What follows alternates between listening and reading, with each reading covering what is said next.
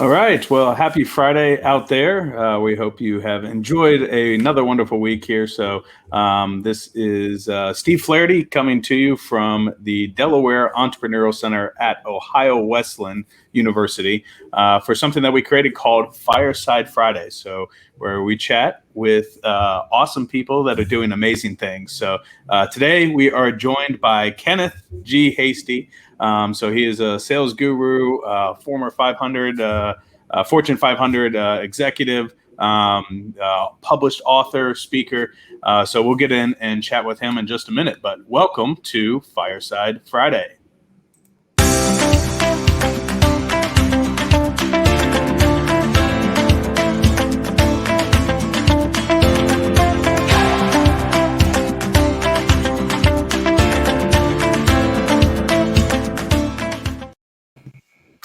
All right. So, well, Kenneth, welcome to Fireside Friday. We appreciate you taking time out of your day to join us here. I usually like to start off with just like kind of origin story, right? So just to kind of give a little bit of color perspective about, who you are in a almost like an elevator pitch type scenario. So welcome to the stage. Take it away. Well, thank you, Steve. I'm honored to be here. And well, let's see, kind of an elevator pitch. I should know those pretty well. An origin story to me goes farther back. So I'll go a little farther back and then I'll go, if that's okay, into the elevator pitch. So sure. So, when I was 6 years old, I wanted to buy a bicycle. I wanted my dad to buy me a bicycle for Christmas. And he was a top sales guy at Xerox at the time. And he's like, son, I'd be happy to pay half. And I'm like, well, Dad, I'm 6, And he's like, all right, no problem. You can sell Christmas cards to pay for your half. And so I wandered around the neighborhood trying to sell Christmas cards, came back with no sales, crying. And then he gave me a sales script, taught me a little about sales process. And then I went back around and got enough money to pay half for my first bicycle. And so I've essentially been in sales all of my life, right? And so when I got into my elevator pitch side would be so from my sales background, I've been in all the roles, from the guy on the phone to the guy, to the vice president, so everything in between, different companies, different industries and such. Elevator pitch would be, I was a salesman of the year. So, I worked my way up successfully to the vice president role. And then I was able to, learned a lot of hard life lessons, learned a lot of what not to do. And so then I started my own company in 2014 to help CEOs and founders of businesses and such to be successful in their business. And I'm able to leverage decades literally of corporate training and experience. And then now several years as a consultant to help people. I've probably been where they are or close and then be able to help them go to the next level and beyond that. So I guess that's my elevator pitch of sorts. Yeah. Yeah. So very interesting.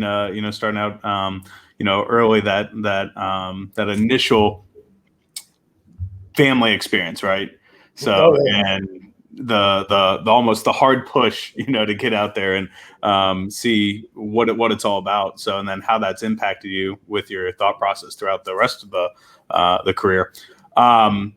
So we work with a lot of small businesses here at the Entrepreneur Center. We've got everything from existing businesses to startups to those that have an idea but don't know where to start. And a lot of them, you'll come in and you'll hear and it's like, oh well, I'm not a salesperson, or oh I don't want to sell, or or I don't know how to sell. But very critical piece of the business model, right? Sales. So, without revenue, none of the other activities can happen. So for those that, may not be salespeople by trade, what's just some tips or tricks or advice or, how to kind of think about it all? Because it is a critical component to business. Well, first off, to me, in my mind, everybody sells every day. Right. And I'll give you an example. Now, Steve, I know you're a happily married man, and I'm guessing you stay that way by, like, when you have to take a business trip, you don't tell your wife that morning, oh, I'm flying off to Las Vegas today. You just thought I'd let you know. Right. I'm guessing that you sold that ahead of time and said, well, I've got this opportunity in Las Vegas. I've got a meeting to go. And so a lot of sales is just framing the situation in such a way that the other person accepts it and understands it. My dad, I asked him when I first got into sales, because he was very successful in sales. And I said, Dad, what advice would you give me in sales? He goes, find a need and fill it. So that's really the basis of sales even today. So what you're trying to do in sales is well, first off, if you're talking to somebody in sales, and let's talk business sales, then assuming that you have somebody that needs your product or can use your product, somebody who may or may not know about it, then what you're really doing is framing it in such a way it's a benefit to them. So we really want to talk about the benefits. Why is this good for them? Most salespeople come out and they do what I call show up and throw up. So they start just spitting out all the things about their product. They just want to talk about their product and their product and their product and their product. And they're basically wearing down the other people. There's another form of selling where you just keep asking questions. But after a while, I apologize, I'm getting text here. But after a while, then it sounds like an inquisition.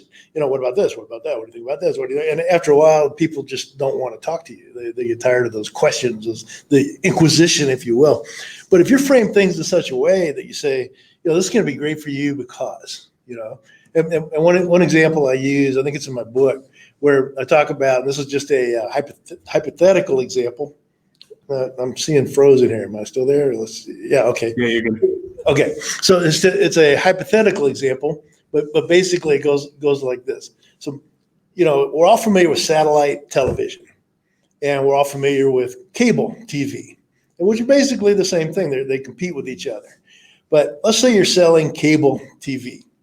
Well, it helps if you have a story, for instance, that's true, whether it's from you or something else. Like for me, I do have one. I don't sell cable TV, but it goes like this. Years ago, there was what they call an F5 tornado in Oklahoma City. It's the biggest tornado there is. It's a monster. And it's about half a mile wide or so. I saw the path where it went through. It make you cry. But the net is it was actually going towards my daughter's house. And they're watching the news. They've got their satellite TV. They're watching it. And all of a sudden, everything just goes. And they were unable to follow the coverage of this tornado coming to their house because the signal's trying to get through outer friggin' space through a tornado cloud. And it didn't work. Thank God it didn't hit their house. So I would use a story, something like that, if I was trying to sell cable TV, right? I'd say, have you ever been watching something, I'd tell that story, and then I'd say, even you personally, have you ever been watching a movie and a storm comes and you don't get to see the end of your movie, or a sporting event or something like that?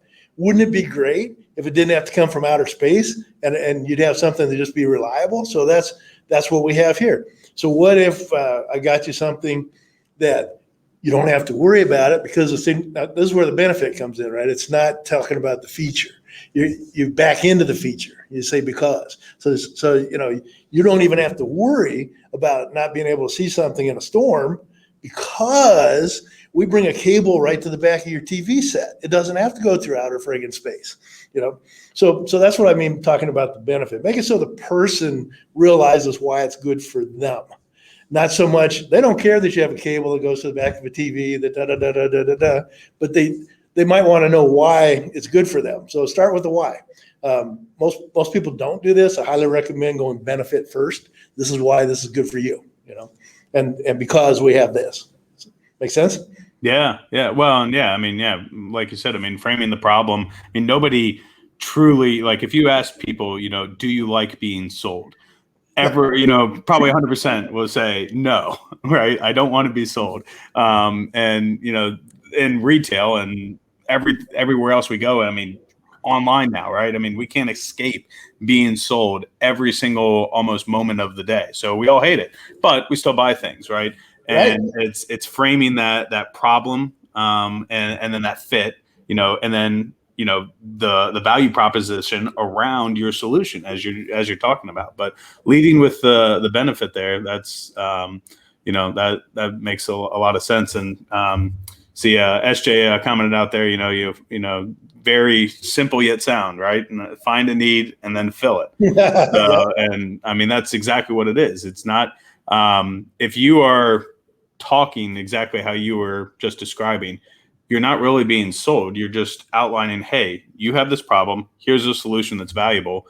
and now let's justify return on investment and why it's a need versus a want, all that type of thing. So well, yeah. I absolutely agreed. Hi, SJ. So in sales, let's say you bought a car and you end up not liking the car. Well, you didn't buy that car; they sold you that car, right? But if you got your car and you like it, you bought that car. I bought this car and I like it a lot. So the salesperson ends up being the villain, in something that they don't necessarily like. And so as a salesperson, you carry a lot of responsibility. You have an ability to persuade people. And, salespeople get a bad name, especially in cars, because of the quote unquote used car salesman, but when you have somebody who's good and reaches to somebody's benefit and why this is good for them, and then just fills in the blanks. The rest is kind of easy. A lot of people come to me looking for the, how do you close them? What's the closing technique, the secret, or I can just get in and make them buy, and I'm like, well, there's a lot of them. I don't use them because, sure, you're going to use persuasive techniques and you're going to use things that kind of work. But I've closed more sales in more industries by just saying, well, you want to do it? Let's do it. And the reason is because it should be the logical conclusion of the conversation. It shouldn't be an event. So, it's not like everybody's sitting there squirming, waiting for the close. Here comes the hard close. You should be walking them through in such a way that the close is just understood. It's like, yes, let's go ahead and do this. And here's why. And so I find that the gentle type approach works a lot better for me. And, unless you're at a carnival or something, you're trying to be the carnival sales guy, trying to sell somebody something walking by, but if you're in a professional sales situation, then you give the person the courtesy and the respect to talk with them like an adult, help them understand the reason it's good for them and the reason you want to get it from us because it's better for them. And when you can do that, then the people they'll almost always buy and they'll come back. Right. And they'll refer, and it's usually a good experience. Yeah. No, that makes complete sense. So I guess with your, experience with stuff, so you've held the corporate positions, been, involved with startups, published a book, where, I guess what's been the stuff that you've learned along the way that, ties it all together to do what you do now, and kind of paying it forward, but also, it's obviously a career, but helping others, where did that connection point, come together, I guess, from bringing all the experiences into one? Well, I think what happens for me is part of my corporate career, which I didn't address, is I was the guy they would hire to come in and turn companies around via the sales and marketing. So they like one company brought in and made me the Western Regional Manager mid-year, and we turned around a $500,000 deficit and turned it into a profitable year, and we did really well. So learning the things and how to do those kind of things. A lot of it is simply messaging, what you say about your company, and a lot of it is training, how you train your people, right? So if you're take messaging, for instance, right now, most companies, a lot of them that I work with are, they've been family businesses or they've been around for a while, and their messaging is kind of old school, right? And almost always they're talking about them. We this, we that, we're so good, we're so great. So one thing I'll do right away is I'll help them turn their messaging around, keep it shorter, more impactful, and do it in ways that it talks about the benefit to their core customer, the person they're trying to reach. Because if you go on a website and you see 10 paragraphs of, why we're so wonderful and why our product's so wonderful and stuff, especially now because over 70% of the searches are coming in on mobile devices, then you don't want somebody to have to sit there and scroll, right? Scroll. So, you've got to be able to get your messaging so it's short, sweet, impactful. So that's one that I find is really powerful. Another one is onboarding and training of your salespeople. And, if you don't have salespeople, then if you own a company, make no mistake, you are a salesperson, right? Because you're the one that has to go out and make it happen.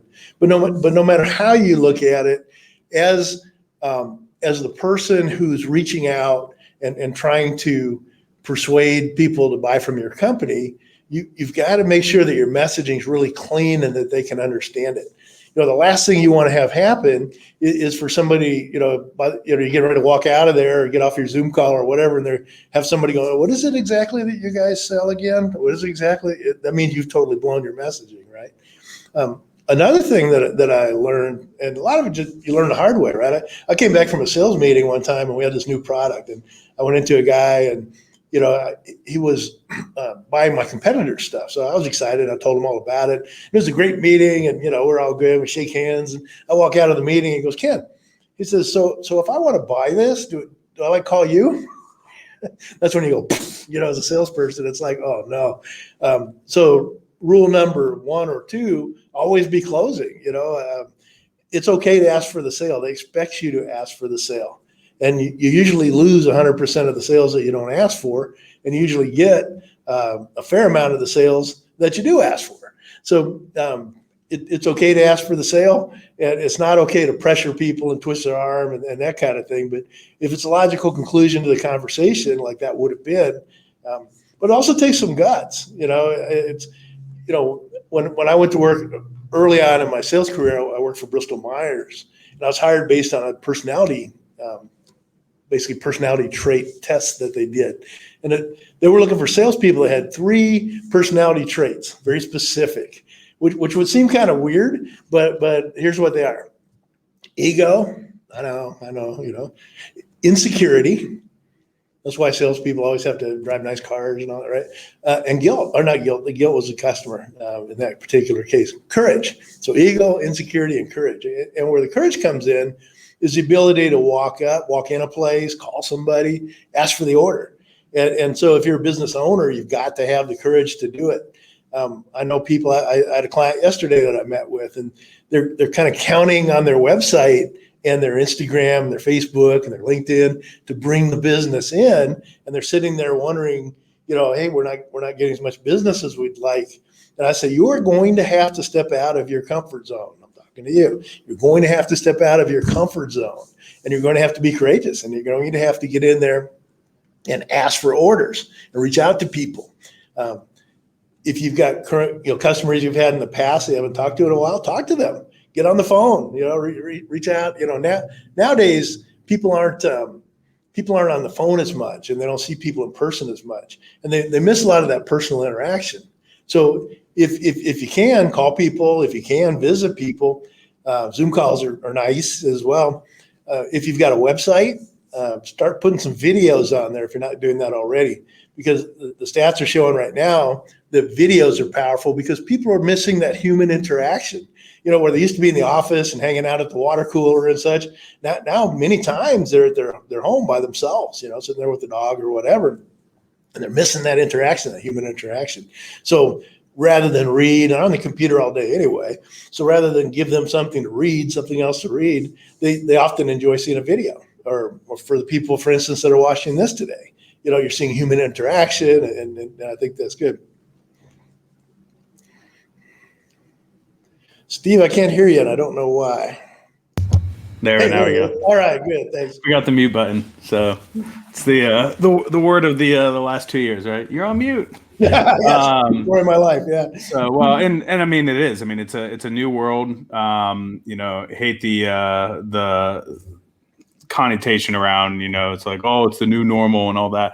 I mean it's just it's an adaptation. We hit a shift point. COVID, as much as it hurt a lot of things, it's opened up a new way of doing business, right? So we were all forced to learn and train those ones that would never have gotten on a sales webinar call before. Now, like, don't even want you to come to the office, right? So you've got to be able to adapt and change that. But travel expenditures now for companies, will probably go down a little bit because it's like, hey, let's. I swear, we need to.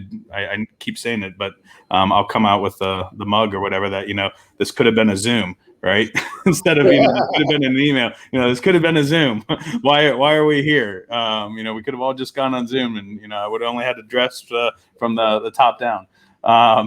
Well, But I used to travel all over the world, really, but all over the nation as a salesperson. One of my sales territories was 26 states plus Western Canada and Mexico. And I had a company airplane, so they put me through flying school, and I'd fly my company airplane for the shorter ones, and then I have to take a commercial airliner if I was going really far up the Yukon or something. But there's nothing more frustrating than flying. Let's say you fly to the Yukon. I mean, for instance, one day I worked in Mexico, Arizona, and Edmonton, Alberta, but sometimes you show up for that appointment and they're not there, or they're busy, or they had to change, and you just spent who knows how much money, time, energy, effort, lost opportunity, right, for nothing. And so there's clearly a benefit to Zoom in some of those, because face it, a lot of people don't show up for the Zoom calls. right. And when they don't, you're like, oh well. I said 10 minutes. I'm good. I've got plenty to do. Because Zoom now or Zoom, I say generically, it could be, Microsoft Teams or Google or whatever. But but now because we're using that so much, scheduling becomes really important. And being able to track it, because if somebody's not using an electronic calendar or some kind of electronic alarm system that tells them, hey, this call's coming up, in X time. I know for me, if I've got an early morning call, I give myself an evening ring alarm reminder as well as an early morning reminder, just to make sure I don't forget it. Because there's nothing worse than going, oh man, I missed that call. Right. And you especially appreciate it if you've been in sales. So, and if it's middle of the day, I'll alarm myself probably 3 times, like 90 minutes before, 60 minutes before, 10 minutes before, just to make sure that I'm on that call, But customers, unfortunately, aren't as disciplined, and they may not see the benefit or the value of getting on that call. In other words, if they miss it, no big deal, right? They just assume that, oh well, they never consider that you might have flown through 3 countries to get there to see them that day. And then they're like, oh, I'm sorry, I don't need to see that sales guy today. I'm busy, or I already bought something else, or whatever it is, So, you learn the benefits of coming on Zoom, but there's nothing like personal interaction, like at a trade show and things like that. There's no way that Zoom can cover that, So trade shows are starting to come back, and personally, I think that's good. But to your point about saving money on travel and all of that, I think a lot of the sales calls and a lot of the time people spent now could easily be done on Zoom, and are being done on Zoom. So it's definitely been a change in the way business is being done. I think it's permanent. Yeah. Oh yeah. No, I mean, I agree. I mean, I think the shift is there. It's a reflection point, and then makes it a little bit different moving forward. Still same process, with stuff. It's just we've got different tools, different resources, and different ways and outcomes. So, but now let's talk. You wrote a book, and I think that's one of the things that I feel like all of us have a book in us, right? But a lot of us, won't, myself included, haven't moved to put that out there and everything. But what was the process like, and where did you see it as fitting into the overall career path or the game?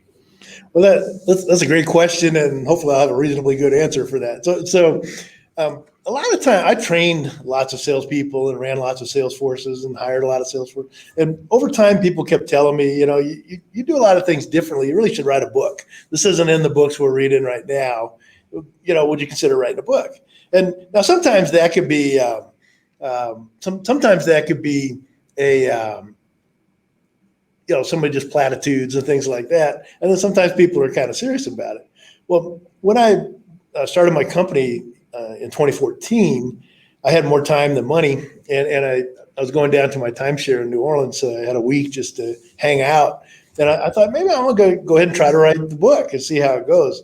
And I called my son, who's a millennial salesperson at the time, and I'm like, James, so I'm thinking of writing a book. You got any advice? He goes, yeah, keep it short, Dad.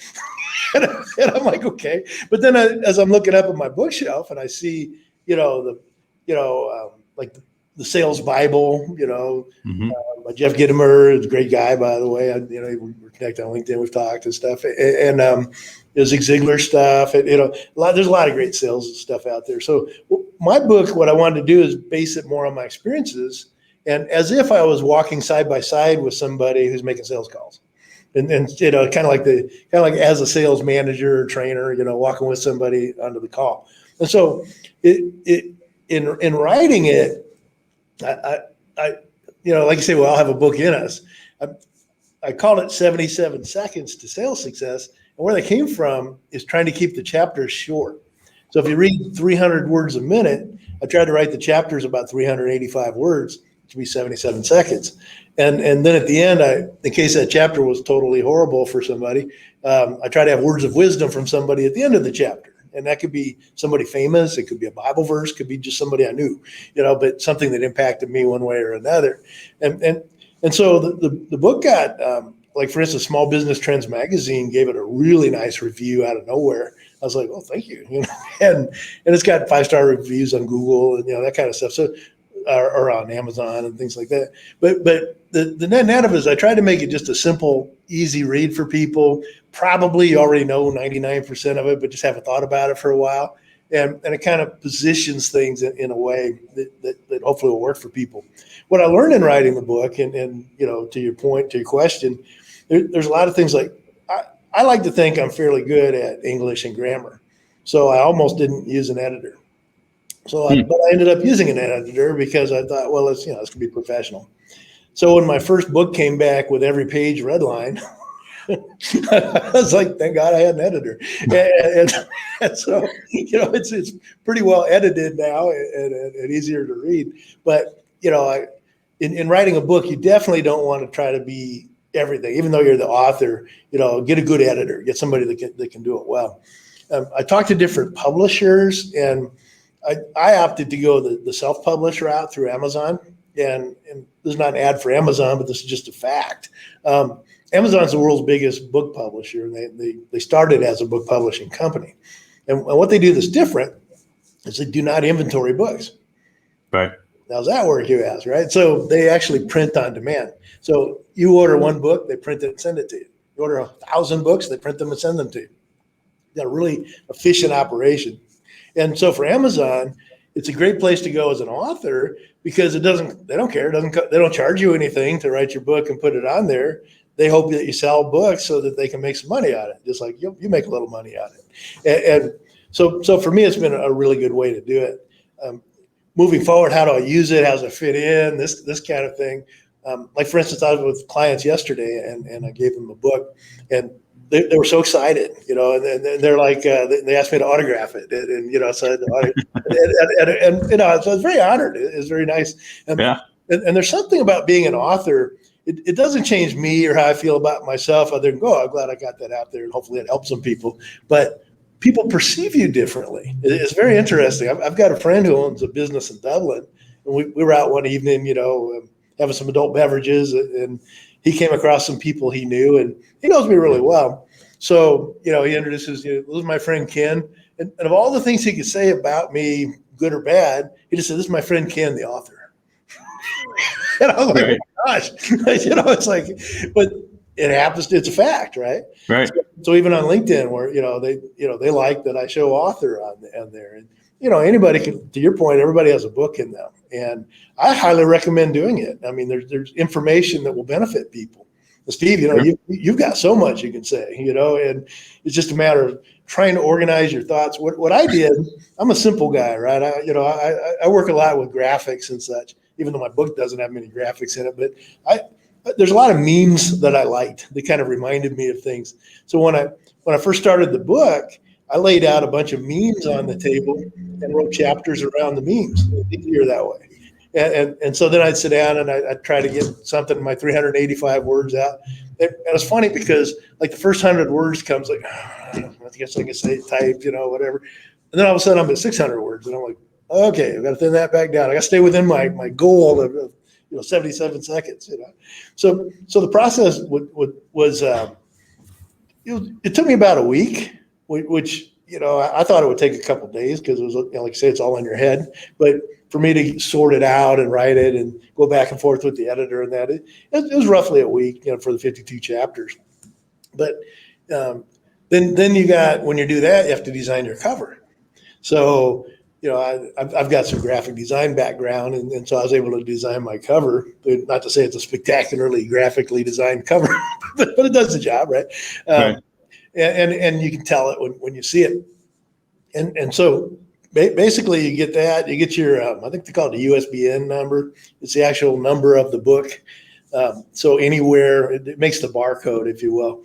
So that way, like my books are, I know they've got it at the Dublin Library. I know they got a Barnes and Noble. They've got it, all different kind of cool places, right? But they track it by that little barcode. So that's a universal code. If you let Amazon do it, then they own the copyright basically of your book, right? So it's their barcode that they're giving you or loaning you. So I spent the money, wasn't very much, to get my own directly from the source, and Right. So I control the publishing. So that means I can publish it anywhere, anytime. It's mine.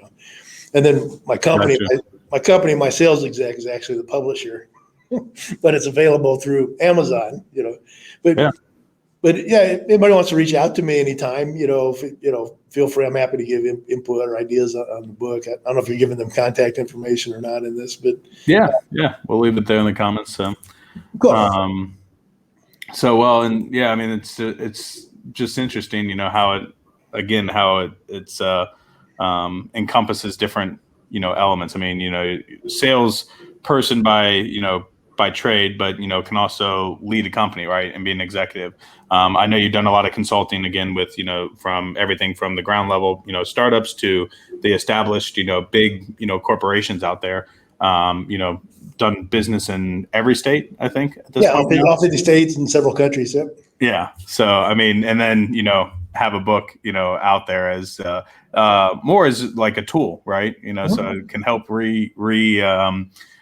emphasize things that you've left, with clients and customers, or be that gateway, to new clients or customers. So, very interesting play, with it. But, so, we keep these pretty short and sweet. We got Megan said, thanks. You've made this advice tangible and accessible.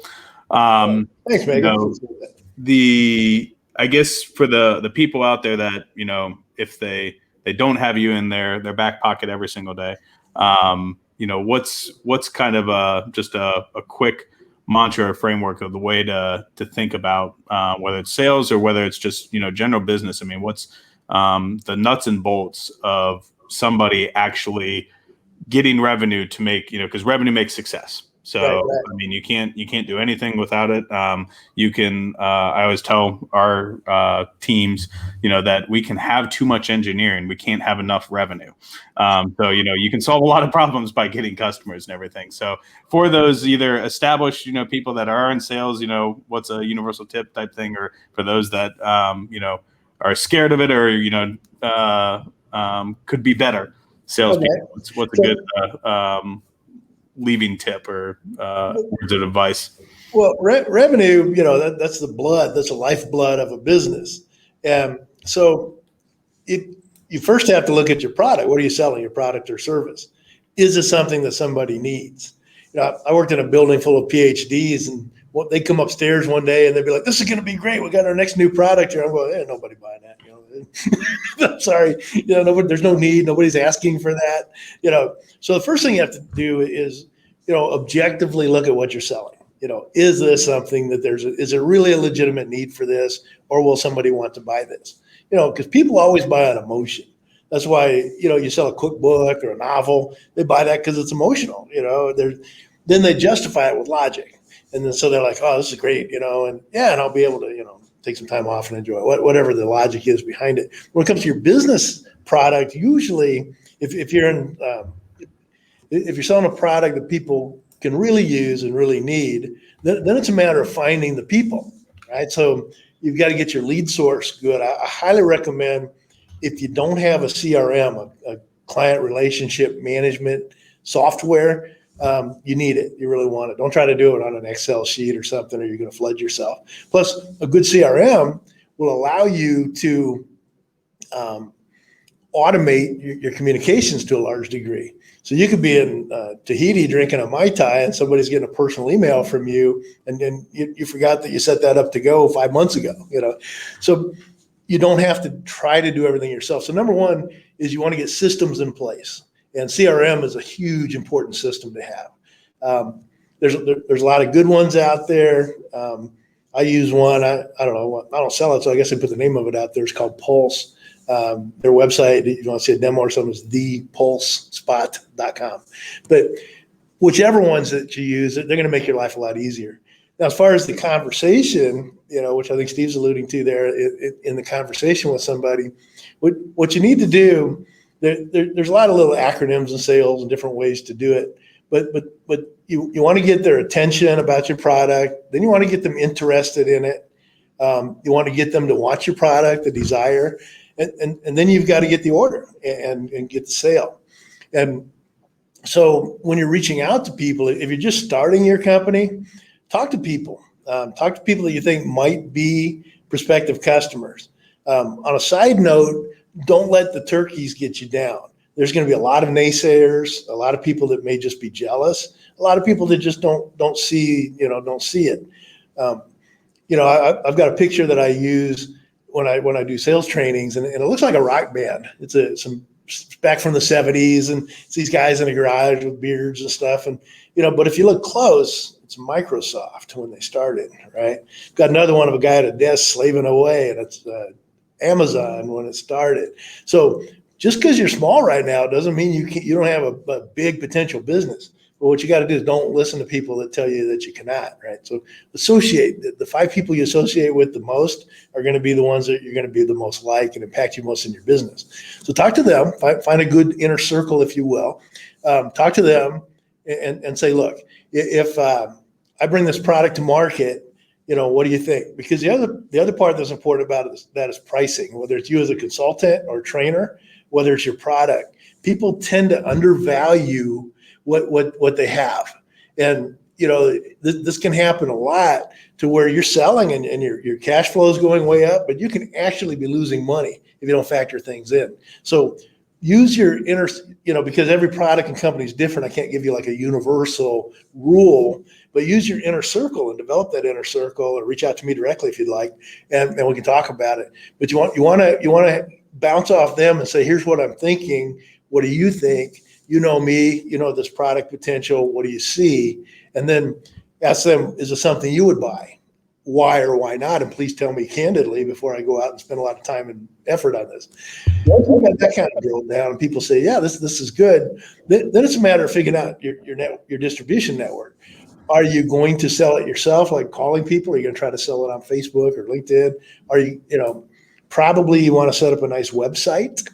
And your website can be short and sweet. In fact, you don't want it to be too cumbersome, but you at least need to have your phone number, your contact information, and what they call above the fold. This is think back to a newspaper. They're sitting on the porch, and you walk out there, you see the headline. Well, before they unfold and open up the whole paper, what you see above the fold is everything. That's what makes people either buy the paper from the newsstand or whatever. On your website, it's the same concept. It's the first thing they see on their screen before they scroll. So that space is so important on your website. So don't just put a big picture there and a couple words. Don't just, ideally get some contact information, get some, a video would be good for you to kind of explain it in your own words, short and sweet. Some buttons to go specifically to, what you have and why they need it, things like this. But how you communicate is really important, and how professional you look doing it. Remember, these are people that you want them to give you their money. So which speaks to another point, you've got to have a way to collect the money, right? So if you're going to do it online, now you've got to work out and make sure you can accept credit cards and things like that. You can do that. If you don't want to get too crazy with a bank and all that, you can do it through various versions of QuickBooks. And you'll pay a fee, but somebody can just they can pay you from there. They can pay you any way they want. They can pay you by an online check, or they can pay by credit card, or you can control how they pay you. But you don't necessarily have to go through all the effort of working with your bank when you're small to try to, be able to take payments and that. You got to figure out how you're going to get this product, how you're going to deliver it now, right?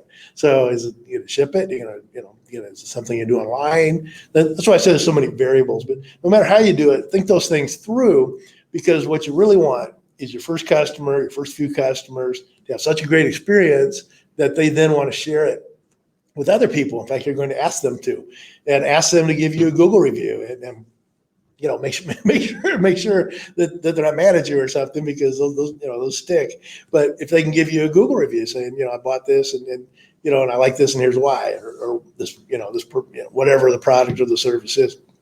So you start developing your reputation and your image, and that's so important, because your image and your reputation is what other people say about you behind your back. It's what they think of you behind your back, and so it's really critical. So basically reaching out now, it's a matter of letting people know what you have. What you want to do, the short version of all that I just told you, is you want to solve a problem. So whether they realize they have the problem or not, you want to reach out and to speak to the problem. Remember we talked about the satellite TV, not being able to get information through a thunderstorm, so they would go off. Then if you can, you want to elaborate on their problem. We used to talk, we had, when I was in one product, we had a pretty simple way of doing things, and the competitor had kind of an elaborate way to do the same thing, and they both ended up being good. So what we did is we belabored the competitor side, like in a chart. Well, you start with this, and then you have to do this, and you have to go find this to get that, and then you add this, and then you add this, and then ultimately you get there. Or the ours, you can go bada bing, bada boom, you're done. Which one would seem better for you? What fits your style? But ask questions like that. Which one, or what would you think about this? You don't have to say buy this. Ask them what they're thinking. It has to be an interaction with the person who's looking at buying. You want to present the benefits. You want them to clearly see that the way they're doing it now, or the way they would do it if they weren't coming through you, is not as good as if they did it through you. But you want to do it in a humble way. You don't want to walk around and tell them how wonderful you are, how wonderful your product is. You don't want to be narcissistic. You're just there to present it. I'll tell people with a lot of the products that I've sold over the years, I see the product, if it could talk, would just sell itself. So let me talk for the product just a little bit here, and I'll tell you what it's trying to say to you. Because it's not a matter of trying to twist arms. It's not a matter of trying to strong arm people. It's a matter really of showing them the benefit, and they'll buy it. They want to buy it. You watch like the shopping network, QVC, and people sit there at night just looking for things to buy. And so there's people looking to buy what you have to sell. And it's a matter of getting it in the right place at the right time, find a need and fill it. And then it's present it in such a way that they understand why it's good for them. What's the benefit? What makes it good for them? Now, here's a good way to know that. When you're looking at your product and you're explaining it, if you say we have this and it does that, if in your mind you can hear so what, right? So let's say well we have this mouse here. I don't sell mouse, so let's pick this up, right? Well, let's play with it. I have this mouse, and it's two-tone. It's got a nice wheel on it. Now in my head you can still go so what, right? Exactly. Now I can go, oh yeah, so that this is a benefit. It comes in as a so that you can scroll with your finger and get the whole page to go down fast. You don't have to move your mouse way up and down. It's got nice curves to it and that. So what? So that it fits your hand nicely and it's easy for you to work with and comfortable, and you don't get cramps or carpal tunnel syndrome. So that's the idea, is present what you have, but make sure you always have the so that, so it's a benefit for them. Then ask for the order. Just at that point, say, an easy way to do it is say, does this sound like something you might be interested in? Totally non-committal, right? Does this sound like something you might be interested in? Great. Now, when they say something back to you, like we might be or whatever, reinforce it in a nice way. I might be interested. Well, that's great. Good choice. It's something like that. Reinforce with positive vibes things that they say that are positive about it. Well, thank you. That's great. Yeah, good job. And then when you ask for the order, just say, it's a, like I say, the number one closing line that I use once the conversation's done is just, you want to do it? All right, let's do it. And that's that. So, Steve, I don't see you there, but I'm assuming you're there somewhere. No, I'm here. I'll let you take the focus. So we try to give it to our guests here. So, that's all great points. And there's a lot of nuggets buried in there. So that's the benefit of having this out there on social media. People can go back, rewind, listen. But yeah, Steve didn't give me a script or anything, or he just says, "Hey, I'm just going to talk to you." So yeah, that's fireside chats. That's what we like to do. So is just have conversations, and you never know where it goes.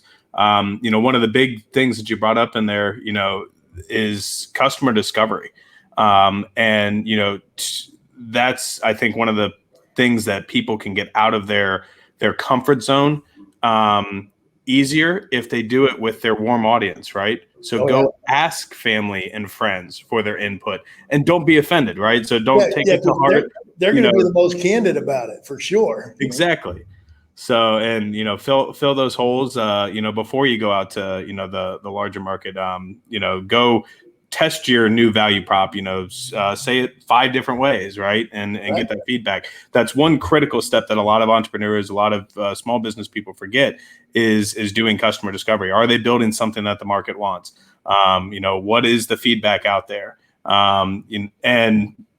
Just once you launch and have a product out there, it doesn't mean that it can't change, right? So continue customer discovery and get that pulse on who the buyer is, right? Because then now again, you're not selling, you are providing a problem or a solution to a problem, right? Exactly. So, and you are a problem solver as opposed to a salesperson. So that's a great definition of a good salesperson, is a problem solver or a resource. Yeah, absolutely. So, well, we're a little longer here, but we very much enjoyed the conversation. So, and we put the things in there. I'll show the other one here for people that want to connect with you on LinkedIn. They can reach out to you. We've got the website there with My Sales Exec. If you're interested in connecting with Kenneth, feel free to reach out to him. He's around and pretty accessible, for most things. So, and a very experienced and established consultant and author, sales guru, if we call it that.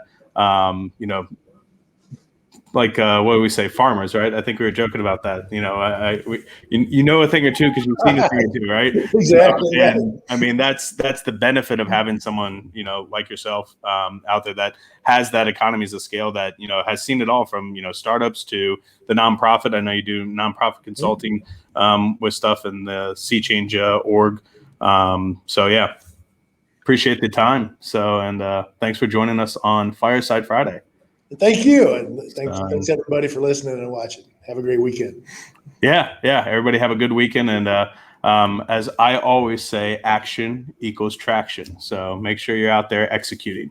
So everybody have a great weekend. Fireside Fridays. We'll be back next Friday with another amazing person doing awesome things. So take care.